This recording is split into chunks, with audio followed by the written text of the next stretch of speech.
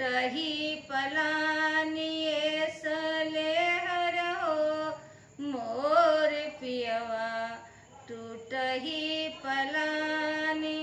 सब कोई चढ़ेला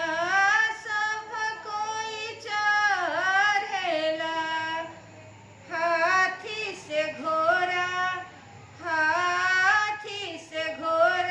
ए सलेहर हो मोर पियवा बासहा बैल ओ सलेहर हो मोर पियवा बासहा बैल ए सलेहर हो कह अपना ससुरा के हाल ए सलेहर हो कह अपना ससुरा के हाल सब कोई खाला सब कोई खाला मेवा मिठाई ए सलेहर हो मोर पियवा भंगिया धतु ए सलेहर हो मोर पियवा भंगिया धतुर सब कोई ओढ़ेला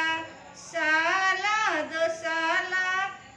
सब कोई ओढ़ेला साला दो साला ए सलेहर हो मोर पियवा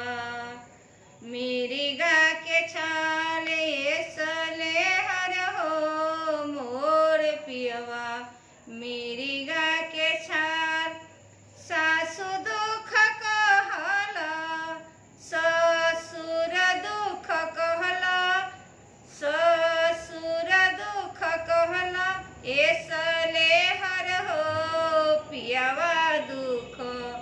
कहलो न जाए ए सलेहर हो